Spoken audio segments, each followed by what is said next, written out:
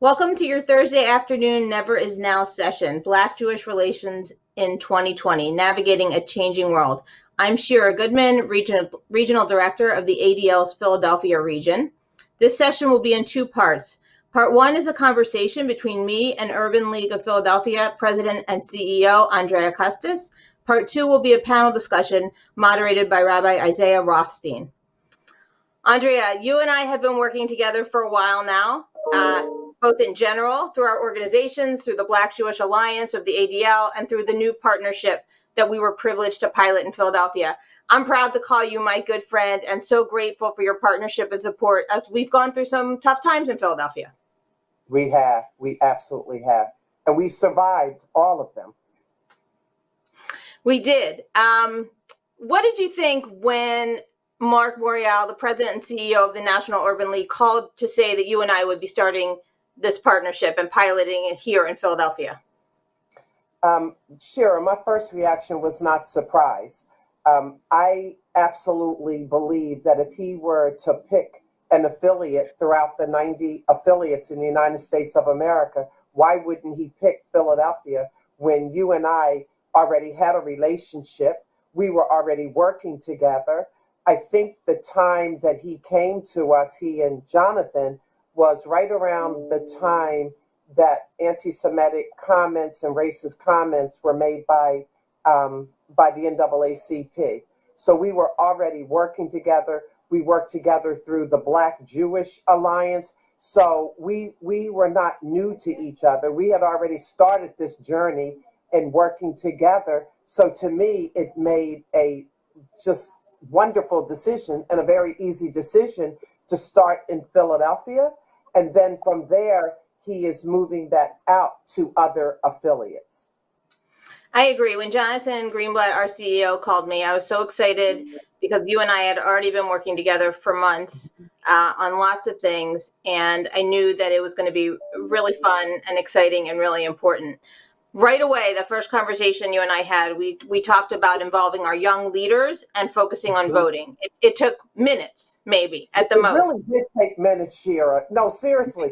I think it was less than a minute. We both knew exactly what we wanted to do. We were on the same page. We could finish each other's sentences. So how do you think it turned out? Oh my gosh. Now, this one, I would say it exceeded my expectations. And I have extremely high expectations for all the work that we did in the Urban League and with other partners. But when I look at when I look at the work that we did, first of all, I think the one that I didn't shout out enough, and I was on Senator Hughes's station on Sunday, and I didn't shout it out. We registered like over 30,000 individuals. I mean, that is absolutely huge. I remember sitting in front of ShopRite and Brown's and all of these different places, and people were coming up who had never, ever registered, and they were registering for the first time. And I got to also see that at the polls. I saw a little young couple on Tuesday. They were boyfriend, girlfriend. I think they were like 20, and they were voting for the first time together, and they talked about how they registered. So when I look at the registration that we did, amazing.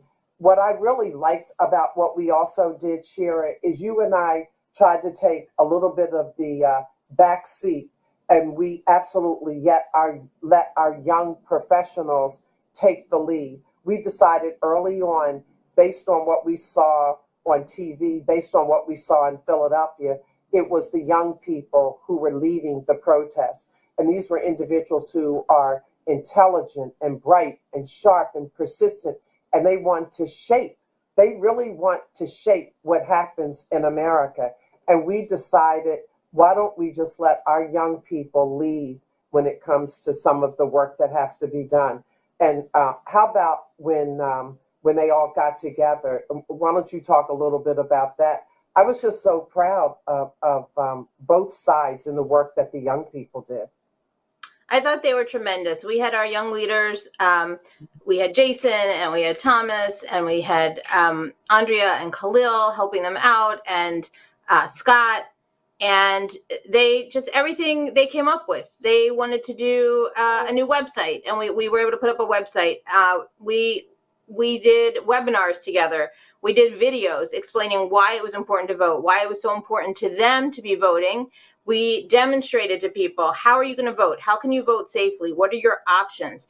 Um, they did a podcast with the 76ers, which they were so excited about, which got a lot of view, which was great because the 76ers did 76 vote, got a lot of people registered. Hmm. And I think that what we had decided was Mark and Jonathan had this relationship, you and I had this relationship, but to keep these relationships growing and our communities working together, it wasn't just one-on-one. It had to be broader. And we decided to do that not just through people kind of breaking bread together, but actually doing the work. And I think that is what is going to form these long lasting partnerships and relationships when the ADL is going to be there for the Urban League and vice versa. And our communities are going to be there to stand together against injustice, against hatred, against any challenge that we face.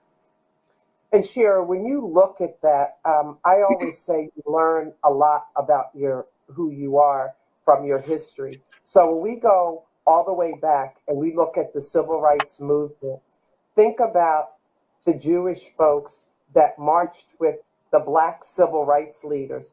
Think about the Jewish folks that were there in the back room working on the legal pieces that we needed in order to demand rights and to get the things that we needed. So we have a long history of African Americans and Jewish folks working together on civil rights, on social justice, on racial justice. So it's a natural flow to where we are today. This is not new work.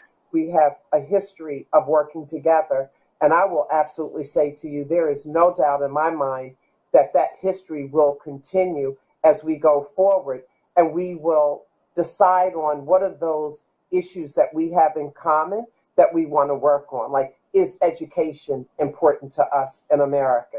Is housing important to us? You know, we're not finished with all the work that we have on economic empowerment, on moving people from poverty to prosperity, right? We did it this time with the voting. We said go from protest to power, the power of your voice at the polls, right? The power of your voice in your mail in ballot. And so I think, I don't even think we've begun to scratch even the surface of how much more work that we have to do and that we will do together. I think that's right. And I think the history that you're talking about is something I know we're very proud of. But you and I Hmm. have talked about that we have to keep creating that in the present and the future. We have to keep building that. We can't kind of rest on that history. We can be proud of it, and it should fuel us to be working into the future. And I know that we've talked this year about the disparate impact of COVID on Black and Brown communities, especially in our community in Philadelphia. And I know the work the Urban League of Philadelphia is doing, and we've tried to shine a light on that and make sure people understand that and understand why and what is the systemic racism that has led to that disparate impact. And I think having those conversations and bringing people to the table to hear those voices has been really important. Absolutely, absolutely.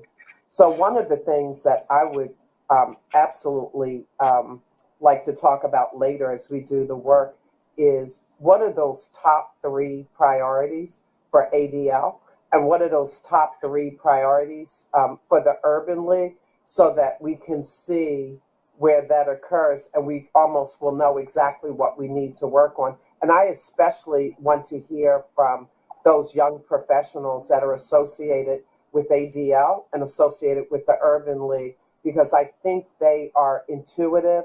I think they're very clear about what change looks like.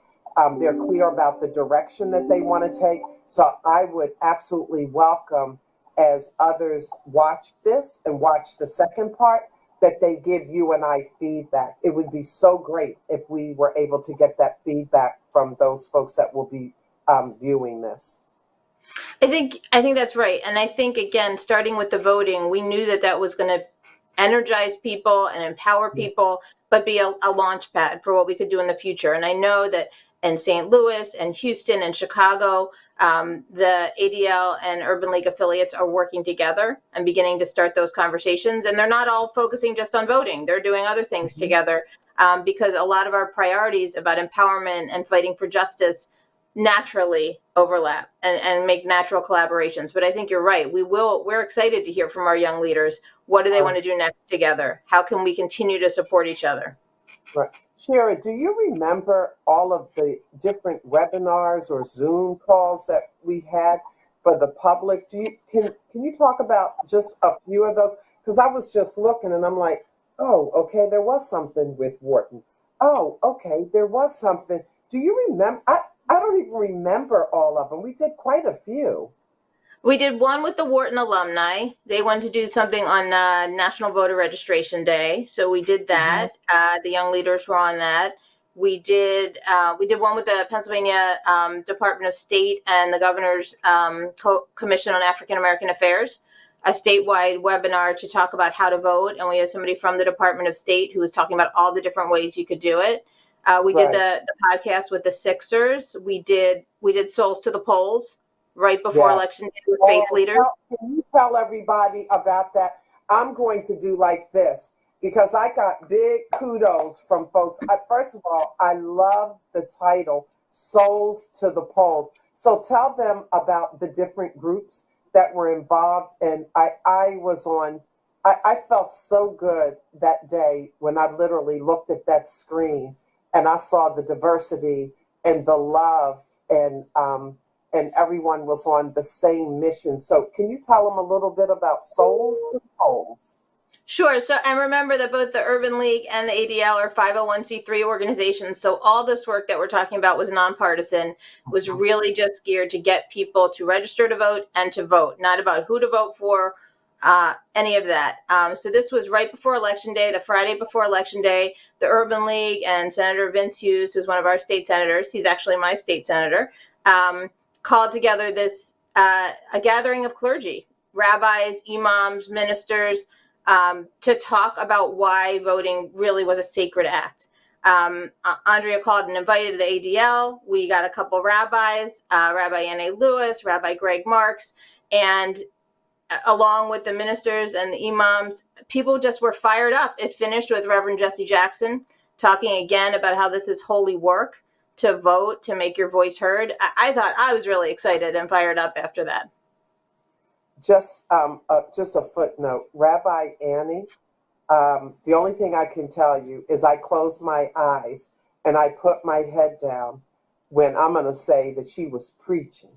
When she absolutely gave her words, I talked to other people afterwards and we were like, done, amazing. She touched our hearts, and just thankful for everybody that came on. And also people had an opportunity to tell us what they were doing in voting. So we were able to showcase what some of the ministers were doing. But I just thought it absolutely was a unified moment, like you said, from all of us, that let's just hear your voice. We're not telling you who to vote for, but we do need to hear your voice. And I thought that went extremely well. I was very happy with the turnout. And just as we're closing, I'm just thinking, that we've been talking every day, you and I, sometimes multiple times a day, late at night. And you called me the other day and said, I'm worried that all these people we told to go vote, that we told they could get in line, that they could use the mail, we told them. And what if their votes don't count? And then you asked me, and together we put together a statement the other night to talk about counting every vote. Didn't matter who the votes were for, but to do that. So we kind of carried this all the way through to encourage people to vote, encourage them to count. So do you have any closing words that you want to share about this partnership and what we're doing? Yeah, from my heart, and I'm not going to cry because I get real sentimental on things like that. Shara, I want to thank you for your leadership. I want to thank you for the kindness and the care and the love that you exude. I want to thank you for caring about all people and making a difference in getting out there, rolling your sleeves up, showing out, speaking out. It has been a pleasure and it will continue to be a pleasure. And we also had some happy, funny moments too. Let's not forget those where sometimes you just sit there and you're like, what? And you're laughing. So from the bottom of my heart, thank you for being a kind, generous, loving person. Thank you. Well, thank you. It has been my great honor to get to work with you and know you. And I really do believe that the examples from Mark and Jonathan, from you and me, will translate to our young leaders, and they will just carry this forward. So thank you for joining us today. I hope you've enjoyed our conversation. This is what we do all the time. If you could listen in. So I'm glad you got to be with us for a few minutes. And now it's my pleasure to introduce you to Rabbi Isaiah Rothstein, rabbinic scholar and public affairs advocate of the Jewish Federations of North America. He will be moderating the next segment of this important conversation. Shalom. Wow. Thank you both for sharing your inspiring words about your journey and the light that you bring into the world. And friends, thank you for joining us today for this important conversation titled Black-Jewish Relations in 2020, Navigating a Changing World. And this is a part of ADL's Never Is Now Summit, the world's largest summit on anti-Semitism and hate. As Shira mentioned, my name is Rabbi Isaiah Rothstein, and I serve as rabbinic scholar and public affairs advisor at Jewish Federations of North America. I'm currently tuning in from my apartment in Harlem. Jewish Federations of North America proudly represent 146 independent federations and also a network of 300 smaller communities across the continent. Our mission is to protect and enhance the well-being of Jews worldwide through meaningful contributions to community, Israel, and civil society. And as we begin today's discussion, I want to thank first the ADL, our co-centennialists, being around for a century, supporting a thriving Jewish community and civil society, making sure that where we live and our neighbors and who we are supported, making sure that the most vulnerable are safe and secure. And I want to thank the ADL for really combating hate, promoting dialogue and understanding, and fostering unity during a time, especially like today, of great discord. So just a few technical notes. For our live viewers, for this webinar, you are on mute, you're hidden from screen. For the first part of our program, I'll be being in conversation with our illustrious panelists, Rabbi Noah and Pastor Carlos. And afterwards, we'll have a Q&A, and we'll hope to address as many questions as possible. As we begin, friends, I just want to name at the top that we know that this country is a great country that has many merits and holds many virtues, and we should celebrate those things. But we also have to remember that this country was also built on a class system that favored whiteness and disadvantaged people of color. That literally at a certain point in our country, it was legal to consider some voices and bodies as not just second class, but not really fully human. America is such a great society that revolutionized freedom and liberty and has propelled humanity as a whole towards building societies that are inclusive, setting us on a course for equality for all people and all backgrounds. But again, we remember, as the late Supreme Court Justice Ruth Bader Ginsburg would point out, the word woman does not appear even once in the US Constitution. Or the fact that when Lazarus said those great words on the Statue of Liberty, those yearning to breathe free, there were almost 4 million legal enslaved people on this soil. And it's easy, friends. I don't want us to despair. It's easy to despair, especially today. But today I want to invite you to look at who we are, and as we heard in our introductory remarks, who we are and what we're capable of doing for humanity and honoring our ancestors and our descendants, recognizing the progress of creating human dignity. I want to invite us, even though there's so much to despair, that we should not despair, because we live in a generation that is eager to restore these sacred ideas that we created in the image of God. And so that's why I'm really excited to be here today with Rabbi Noah Arno of Kol Rina Congregation in Clayton, Missouri, and Pastor Carlos Smith of the Journey Church in University City. If you just Google them, you'll find plenty of inspiration on who they are and what they've, just from my meeting them and as well as reading about them.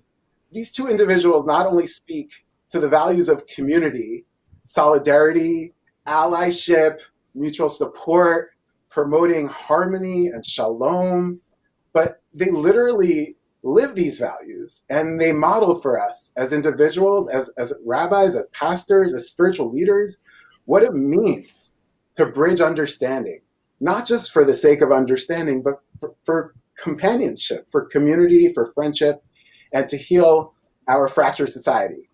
So with that, Rabbi Arno, Pastor Smith, welcome. It's good to be here with you.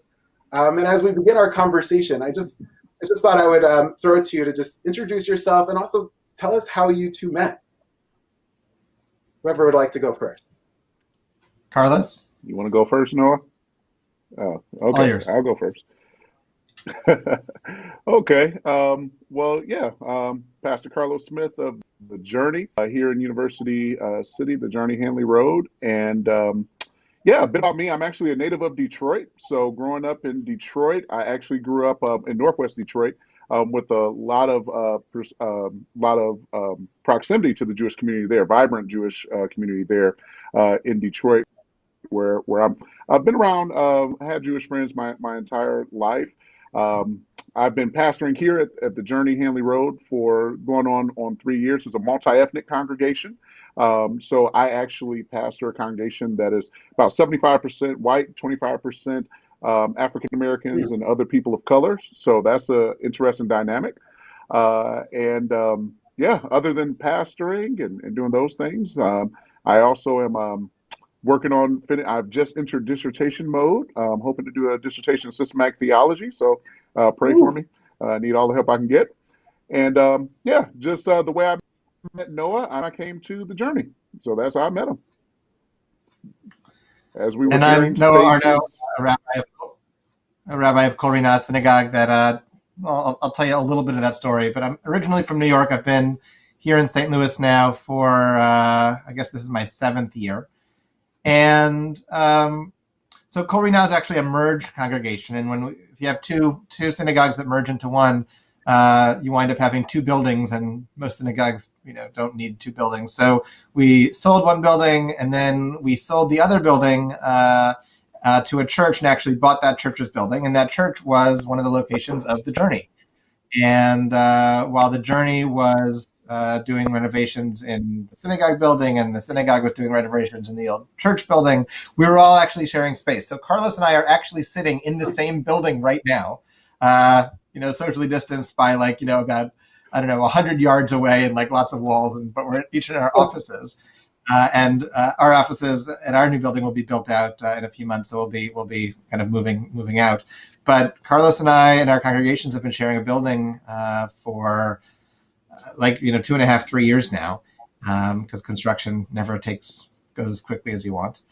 And it's really been a blessing. So that's kind of how we first met. Carlos joined The Journey just after we'd been starting to live together. And so we started to get to know each other a little bit.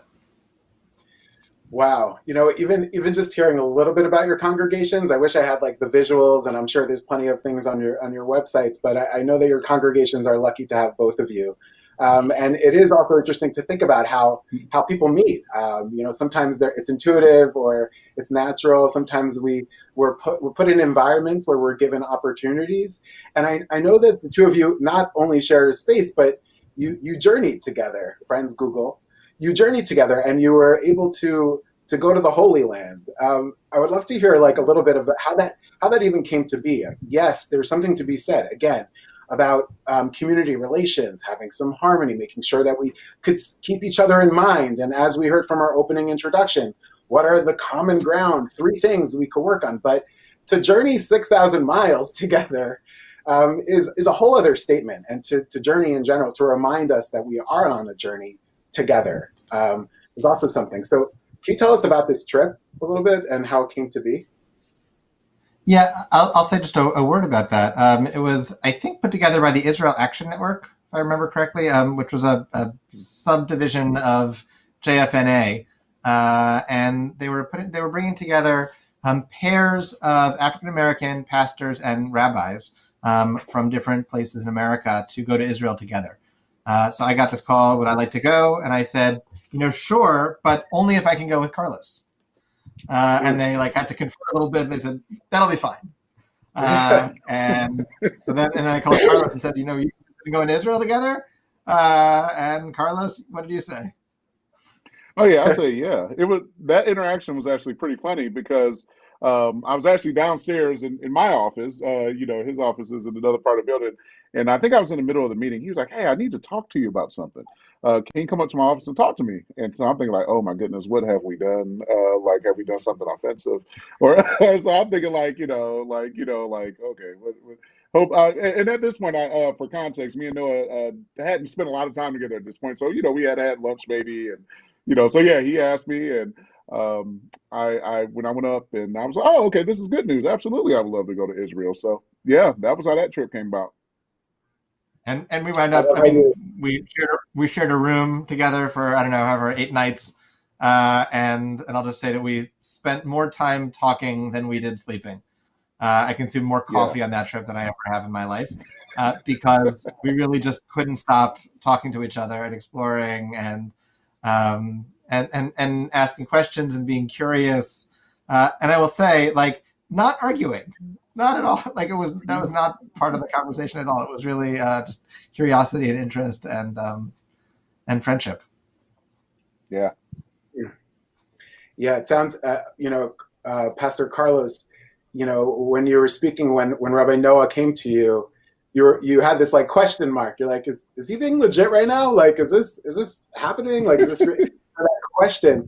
And I think it's maybe a subtle thing, but I think it's actually something that, and Rabbi Noah, you were also saying we didn't even fight at all. There's sometimes questions we ask of each other when we're building relationships across dialogue, across difference, that it's just wait, and there's a moment where we have to code switch, right? And think about wait, is this real? Are we being real right now? And I just want to say to both of you, to me, it's such a profound lesson of what do real relationships, authenticity when building relationships and across difference. So it sounds like really, you two model that. On the note of the trip, I don't want to make assumptions. Had either of you been to Israel before then? And if it was your first time, or Rabbi Noah, I don't know. I'm assuming that as a congregational rabbi, you had probably been to Israel a few times. But what about this? But again, why should I assume? You know what they say about people who make assumptions, right? So on that note, though, tell us a little, a highlight from the trip, something unique or different about the trip, and also how did it actually help you also bond and grow together? So I'd been to Israel, many times. I'd led a lot of trips of 15-year-olds. I spent a year living there as part of rabbinical school. But I'd never been there with Christians. And I'd never been to a number of the Christian sites that we went to. And so for me, it was seeing kind of a different side of Israel. I'd seen the Christian pilgrims who come to Israel, but I'd never actually done those things. There was one Sunday lunch that we had at an Italian restaurant in Bethlehem, where Pastor Joy Gallman, one of the African American pastors on the trip, she kind of preached a little bit and offered communion. And really until then, I don't think I'd ever actually had a spiritual experience in a kind of Christian space or with Christian anything. And I'm still Jewish, but it was powerful. God's presence was in that, the only non-kosher restaurant we ate in the entire trip. God's presence was so powerfully there. And then the other, part of it was also just an immersive experience. And, when you are eating and, living with and traveling with people, you get closer. And that was, I think, really important for Carlos and my relationship. Amazing. Yeah. Pastor Carlos, anything on Yeah. that? Yeah. Oh yeah, yeah, yeah. So yeah, it was definitely my first time going to Israel, and so that was just an incredible experience for me. I was sharing with Noah. We've talked about it a lot. For me, it made the Bible come alive in a really real way. I think one of the things I heard over there is that the land becomes your teacher. I think I heard someone say at some point. Very true for me, very true in my experience. And so I think another word that I heard a lot of was intensity.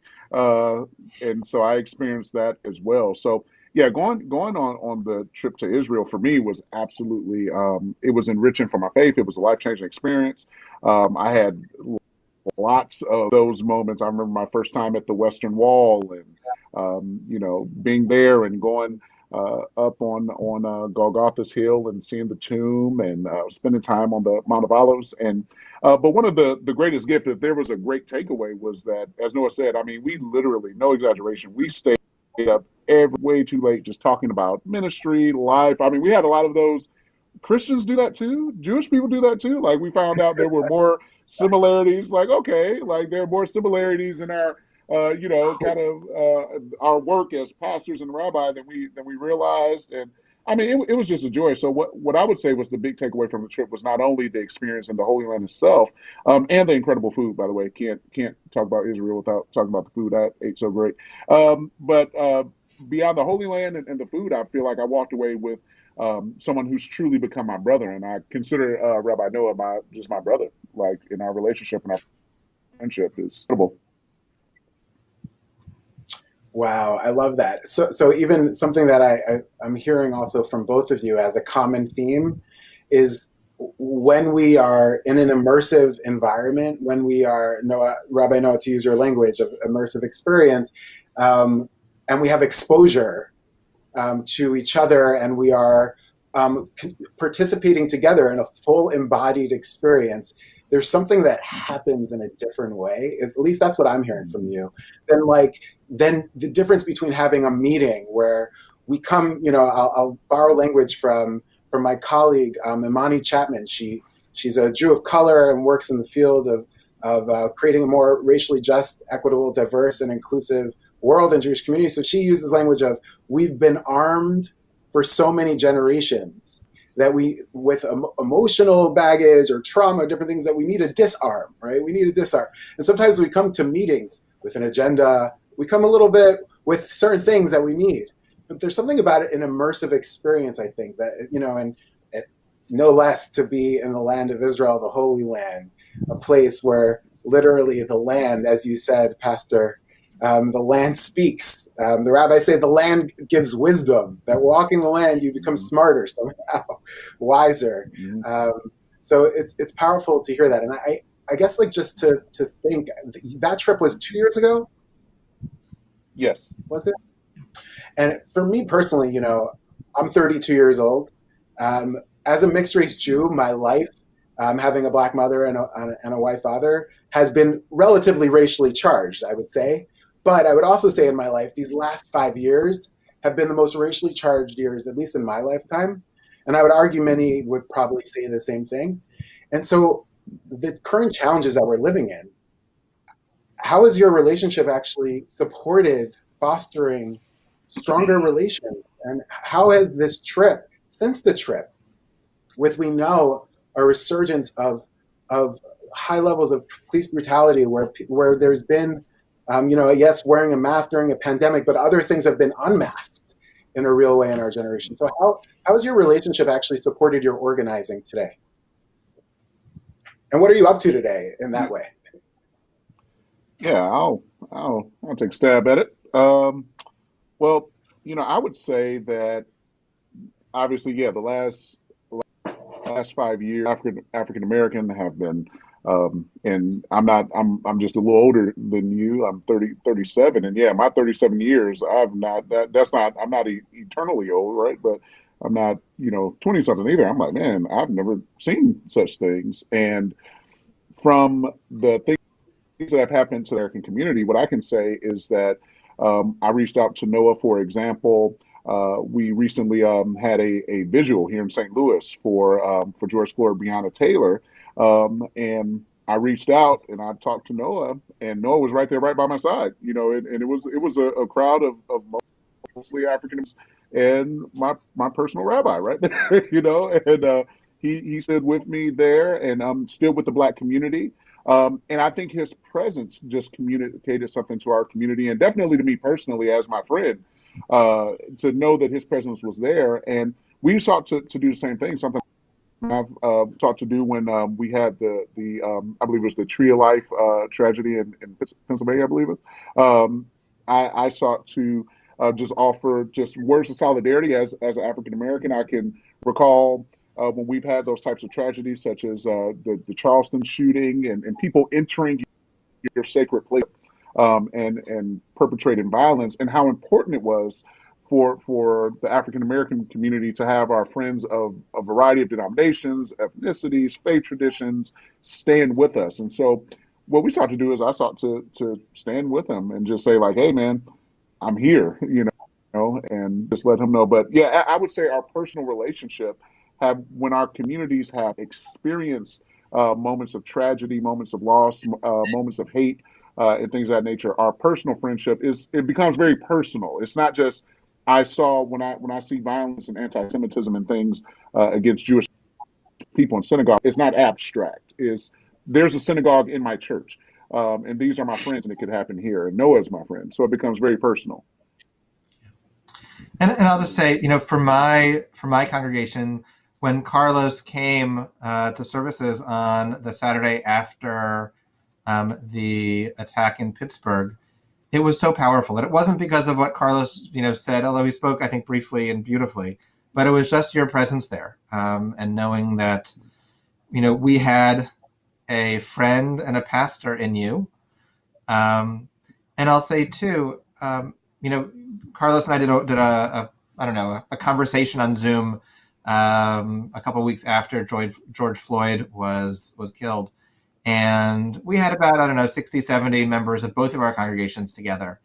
And, Carlos, talks a little bit about what it's like to be the Black pastor of a mostly white church. He's also, in certain ways, occasionally the Black pastor of a synagogue too. And it's not a paid job, not a paid gig, but we are very, very lucky and grateful just to have his presence and his voice. And because he can say things to my congregation that I can't say to them. And his lived experience is different than mine. And so I'm really, really grateful for what you're able to bring to us. And also for all that I've learned just from our breakfasts and coffees and lunches, long lunches, over the last couple of years. We've talked a lot about, just for example, schooling, and I've gotten kind of, a little bit of the like a sense of what the internal conversation in the African American community is on all kinds of things, and that's been a real gift. Wow. Yes. A few lessons I'm hearing, like, very much when you have a relationship already, when things emerge as societal issues, you already have a channel to be in relationship, to be of support. The power of showing up for one another.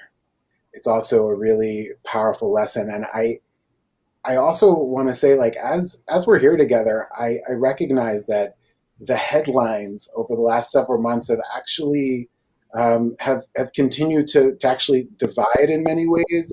This alliance that is already, as we know, century old, but then also has splintered in different ways, I would say, when it comes to Black Jewish alliances, Black and Jewish, Black Jewish alliances, depending, right?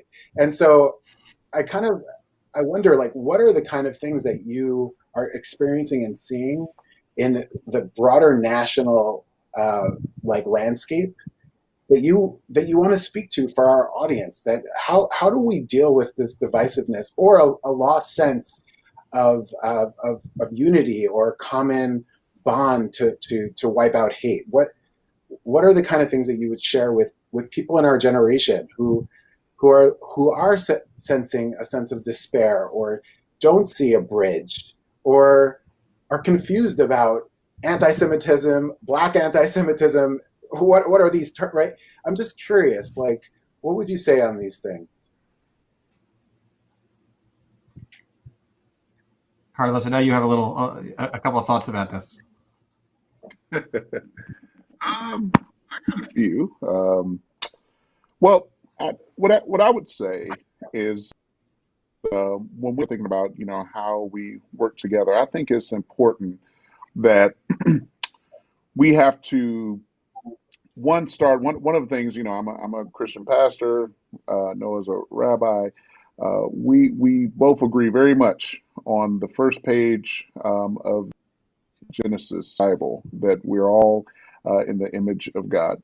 And so I think our starting place when we talk about not seeing a bridge, I think it's important that we start on the places of where's there common ground and where can we agree and work together. And I think there's a lot more overlap than our current culture will give us credit for. I think our differences are being exacerbated by a variety of factors.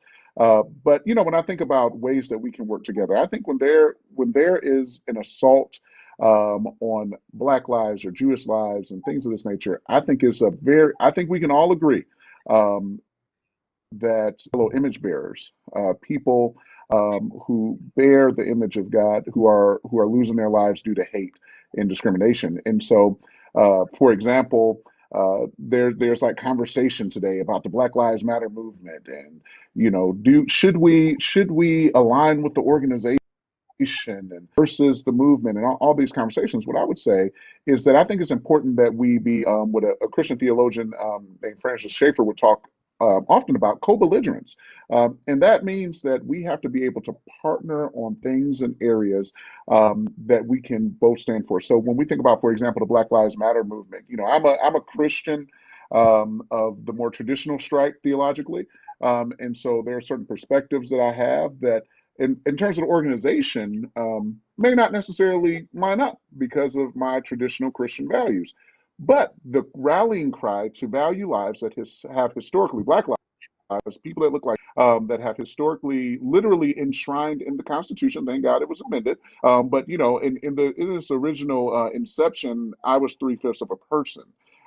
When we look at those lives who were systematically through Jim Crow and segregation, who didn't even receive proper civil rights until the 60s, when these lives are being discriminated against, I think we all have to partner together to confront those issues, because the bottom line is it might be Black lives today that we're arguing about, but it can very quickly be Jewish lives and other people. And so I believe we should, even if we're like, man, I got some issues with maybe the platform of the organization, I think when we think about the rallying cry and the cry of Black lives, actually, I mean, I'm saying this as a pretty no-nose, I'm a pretty traditional Christian, that is a cry of the image of God, image bearer, our all human beings being valued. And so when we talk about Black Lives Matter and that platform, I think that's something that we can get behind, even if we're like, I'm afraid of some of the other views, but we can affirm where we agree, which is the value of human life.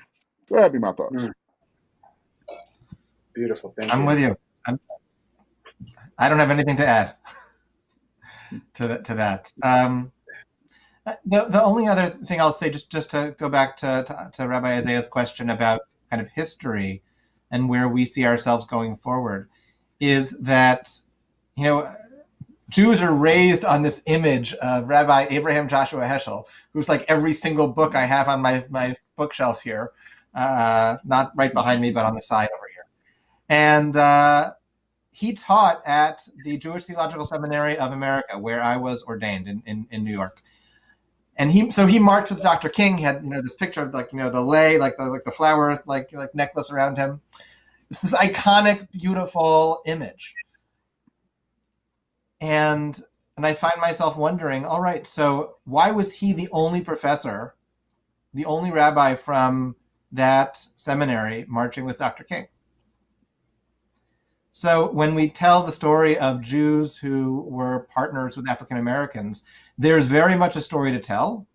And there's also a really big story to tell about Jews who were not active partners in the struggle for civil rights. We're telling the stories of exemplars and of elites not of necessarily a kind of the mainstream. And that's something really important, that is something that I kind of sit with and live with, trying to figure out. So how will history remember me? I mean, not that I deserve a place in history, but what will I say to my grandchildren when they ask me, where was I in the civil rights struggles of, the 2010s, the 2020s? So I moved to St. Louis. My first Shabbat, my first Saturday, serving as a rabbi of Kol Rinam, Michael Brown was shot. And so I know where I was when he was shot, and where was I afterwards? And I marched a little bit, but I was also finding my way and uncomfortable and challenged and trying to learn my congregation. And I'm still trying to sort this all out. And this is hard. And I feel like I'm never quite doing enough, which perhaps is precisely the point.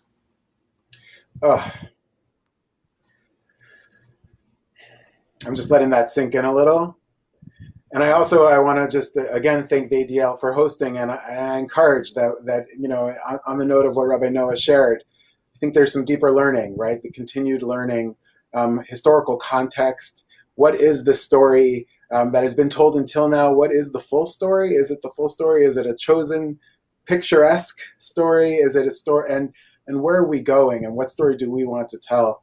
It's super profound as we think about these needs, and also just Pastor Carlos, as you shared, really recognizing that there are sometimes these core issues that could divide us, right?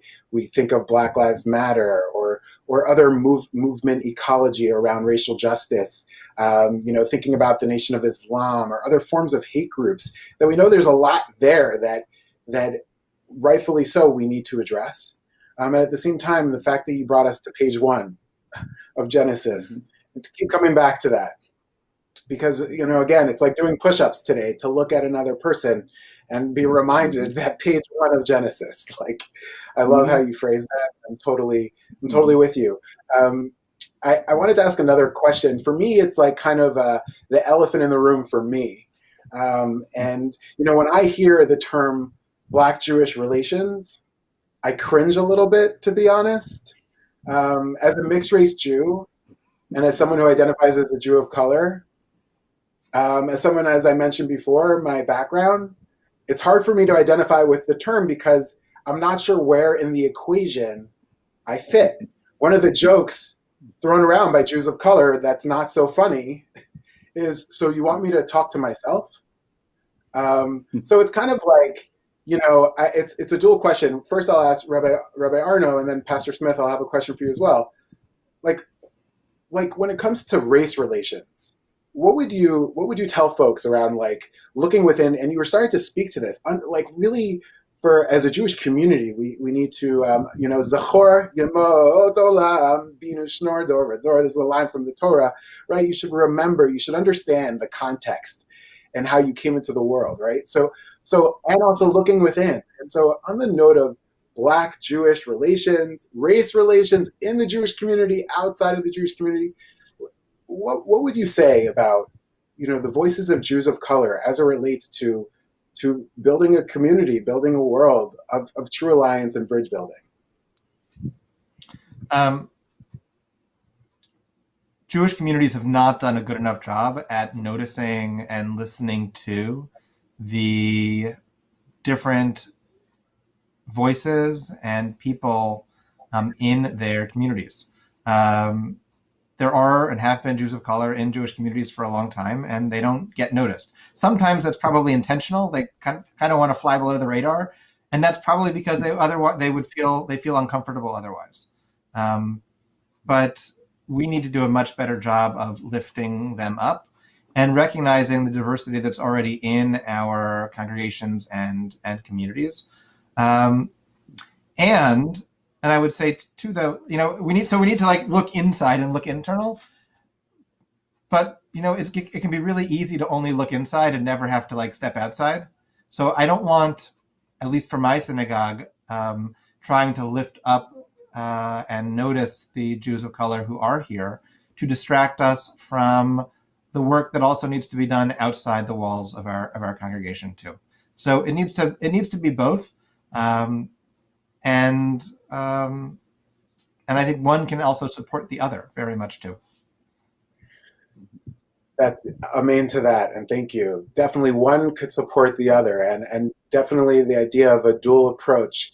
I'm with you. And Pastor Smith, I mean, I'm saying this also to our audience and a reminder for all of us. We know that racial constructs are fake. They're human made, but we know that there are real implications around racism, right? That race actually has real implications for people. And the Jewish people have always been racially and ethnically diverse. It's a part of who we are in our makeup. And I'm reminding all of us, including myself, growing up in Muncie, New York, ultra-Orthodox community, homogeneously white.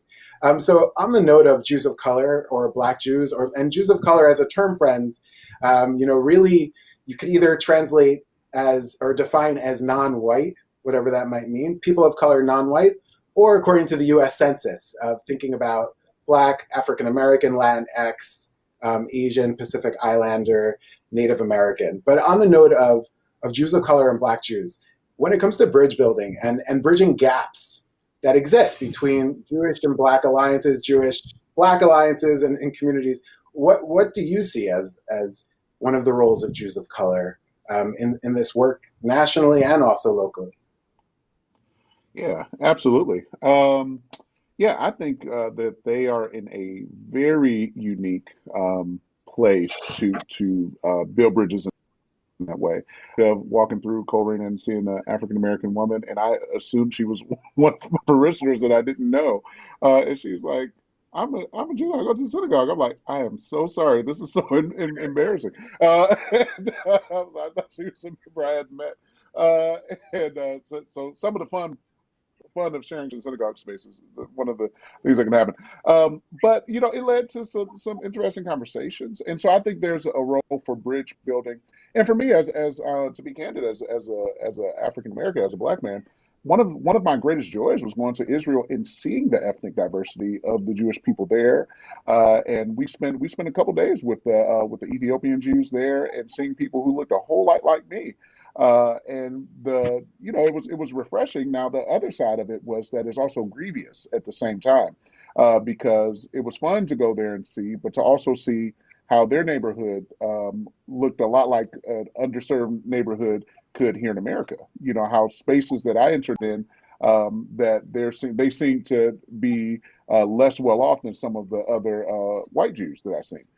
And so it was simultaneously like, wow, to go to Israel and see people who look like me in the land, and to see them there, and then to see, wow, but you seem to be marginalized just like I am. And to hear, I recently read some articles from Jews of color talking about how they are careful to make sure that they wear a star, or when they're out in Jewish spaces, or how they've been approached, and and people thought they were the help, there to serve food or something. And so it's encouraging, because I think they are in a unique place to serve as bridge builders between African Americans and the African diaspora around the world and the Jewish community. So there's a uniqueness there to live in both worlds.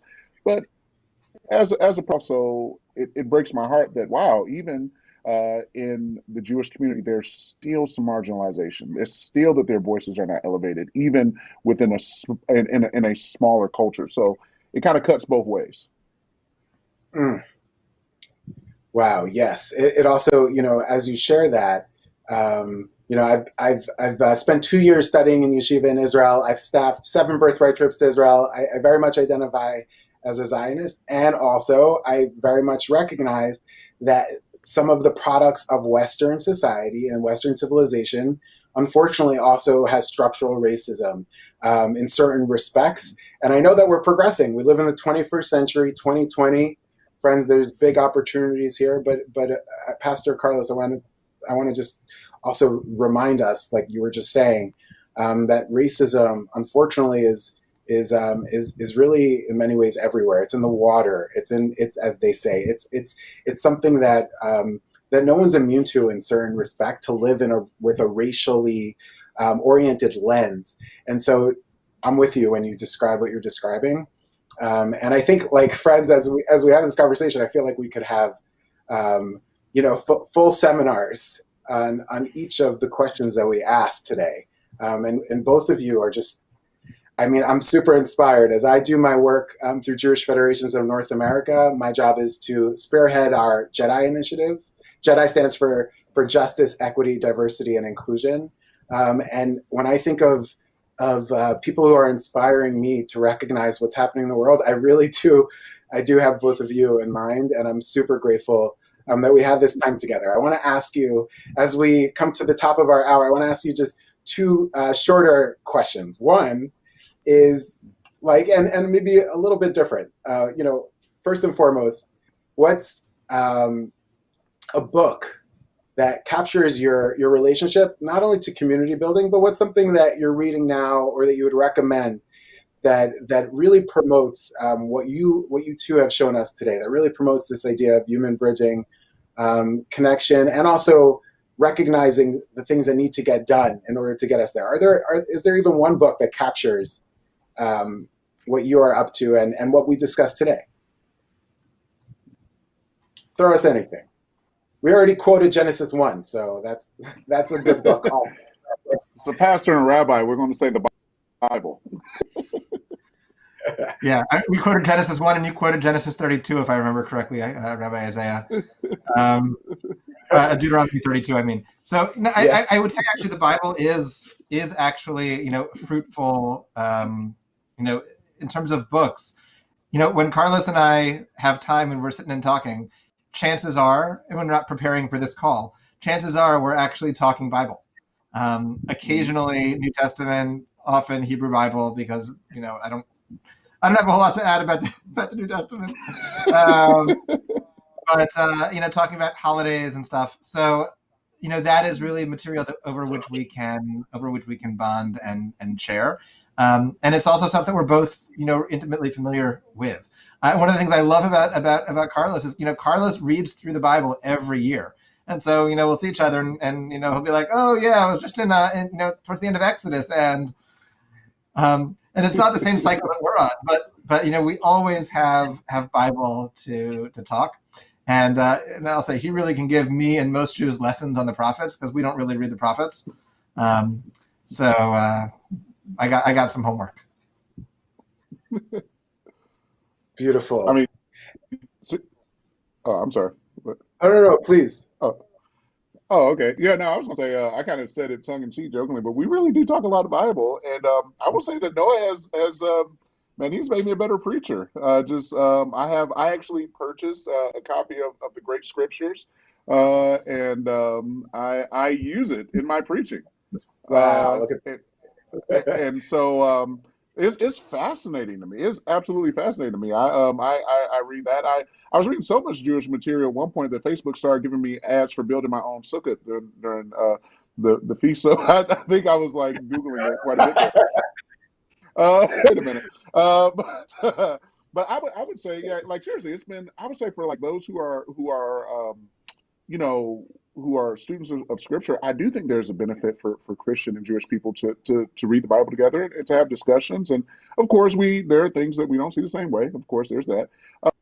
But I also think I feel that my faith has actually been enriched with my conversation with Noah. So I would say I think it's good to read the Scriptures together. And I would also say another book beyond the Scriptures I would encourage is actually a book by Ta-Nehisi Coates called Between the World and Me. And this is coming from American. If you're just like, if you don't have much proximity to African Americans and you're trying to, like, man, kind of see the world through that lens. Again, no one of us, I know, just like Jewish people, no one Jewish person can speak for the Jewish world. Ta-Nehisi can't speak for, all 40 million African Americans here. But it's a powerful lens. Between the World and Me is a great read. He's an incredible writer. And Ta-Nehisi talks about his experience as a man growing up in America and going to college and all these things. And I believe that book, in many ways, Noah talked about the internal dialogue and sometimes the things that you feel the angst just as being a Black person in America. I think if you're like trying to get an on ramp to see, man, what might be going on in some of my African American neighbors' heart and mind, Between the World to me is a great place to start. And I would encourage you to have some dialogue with some folks after you read it. It's quite stirring. Wow. This has been quite the soul talk. I love that we were able to join together in the way that we have today to hear and to be inspired to take action in our communities the way you have shown us. And the conversation doesn't need to stop here. I think that there's continued learning, as we just heard, whether it's through scripture and the Bible, the Torah. Hora'ah, it means to illuminate or to guide us, as we've already heard from our clergy, or continue learning Tanasi Koth, Between the World and Me. Friends, you know where to Google to find other ways. Continue what you gained today, the questions that you are leaving with. These are questions that I hope you'll continue the journey along with our leadership. So with that, again, thank you so much. And before we all go, please visit, this is just a public service announcement from ADL, please visit the Never Is Now website to see the full slate of all the panels, different subject matter from different experts around the country. You could visit the website. Also, if you're interested in seeing this session or other sessions that have already happened, the site will also have all of the past previous conversations as well. So with that, friends, we should be blessed to build a world from love, one that sees the soul, the image of God within one another, and we should be blessed to stand up even in the face of discomfort or despair, and to recognize and to remind each other the way both Pastor Carlos and Rabbi Noah have reminded us that we truly have each other's back and that we truly are coming from a common source of Adam and Eve. And with that, we'll see you next time.